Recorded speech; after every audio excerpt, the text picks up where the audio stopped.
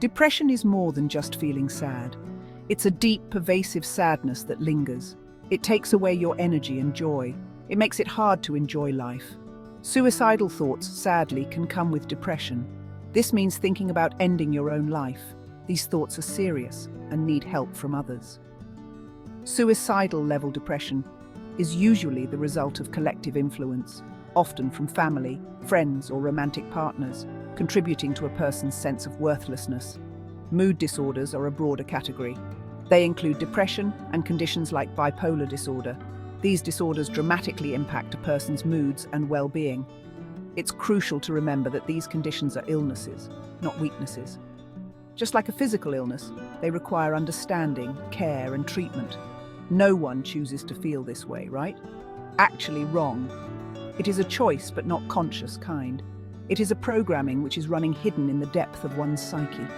The individual may become convinced that their reality is hopeless and unchangeable.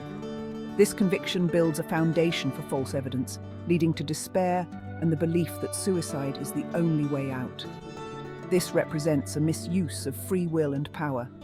Suicide, often the result of chronic negative thinking patterns, can take years of subconscious programming to develop. This programming often comes from the environment and upbringing. For example, a child who feels like a burden may internalize messages like, "I should never have been born," leading to self-loathing and potential suicidal tendencies. It's vital to reach out for help if you or someone you know is struggling. Often, depression and mood disorders are rooted in unhealed trauma.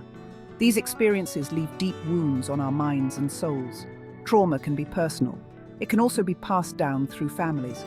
We call this familial trauma. For example, the effects of war or displacement can impact generations. There can be a karmic aspect, but karma is typically formed around living experiences and doesn't necessitate extreme measures like death. Death doesn't teach anything or help balance the energy of previous deeds. In some instances, depression, as a process of suffering and experiencing lower frequency states of disempowerment, might serve karmic purposes. However, while it's possible to connect with your higher self through depression, it's not a common path to enlightenment. It's important not to condemn depression as if the individual brought it upon themselves. Although every person has power over their life and choices, it's not always apparent to those who have suffered prolonged abuse or have been enslaved mentally by harsh external factors. The human psyche is not unbreakable and can suffer severe fractures. Depression is often the result of long-standing and repetitive trauma, even if it's only mental. There is a strong generational link to depression, partly transmitted through DNA and partly through parenting behavior. Powerlessness often runs in families, inflicted upon children by parents and caretakers. Certain traits and mental processes are reinforced over generations, resulting in more prevalent depression in some families. Again, it is a collective condition. Whether we agree with this or not, it reminds us that pain can run deep. Unhealed trauma can manifest as depression, anxiety, and other mental health challenges. It's like an echo of the past impacting the present. Even when depression feels all-consuming, we still have free will.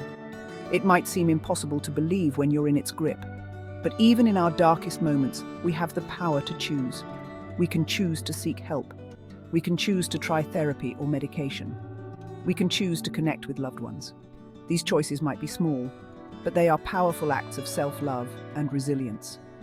Free will doesn't mean the depression magically disappears. It means we have agency in how we respond to it. We are not passive victims of our condition. We can fight for our well-being, one choice at a time. Our thoughts shape our reality. When we're depressed, it's common to experience chronic negative thinking. This means our thoughts are dominated by pessimism, self-criticism, and hopelessness. We might dwell on past mistakes. We might expect the worst in every situation. These negative thought patterns become a self-fulfilling prophecy. They reinforce feelings of sadness, guilt, and despair. It's like looking at the world through grey-tinted glasses. Everything seems bleak and hopeless. Understanding the power of our thoughts is crucial. By learning to challenge and reframe negative thinking, we can start to shift our perception.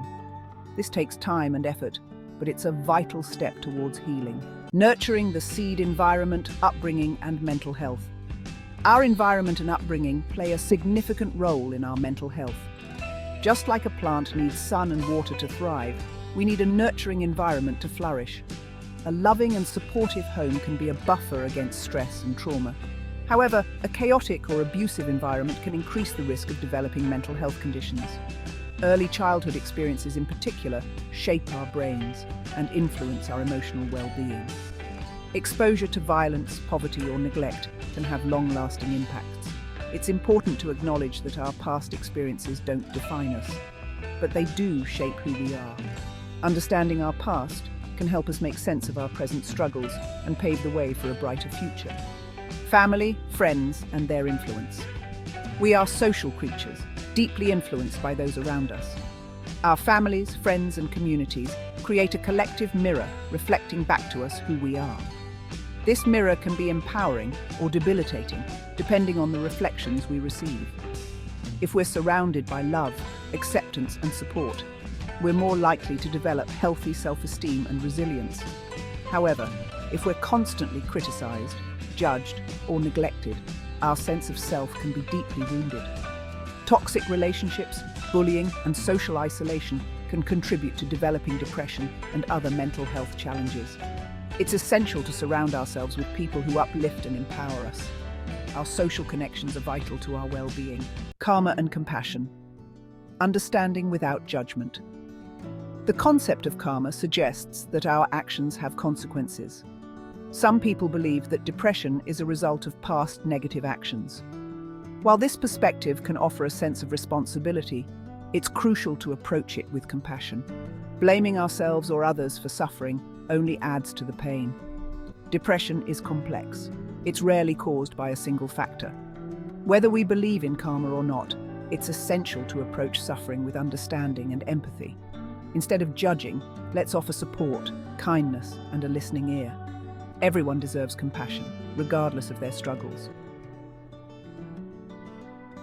Breaking the cycle: generational trauma and its legacy. Trauma can be passed down through generations, like a hidden inheritance. The pain of our ancestors can live on in our genes and our family dynamics. For example, children of Holocaust survivors may experience anxiety or depression, even though they didn't directly experience the horrors of the Holocaust.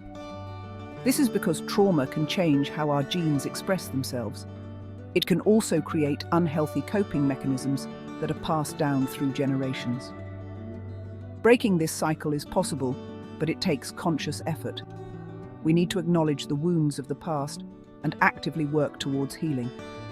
By addressing our own trauma, we can create a brighter future for ourselves and future generations. Healing and the path forward.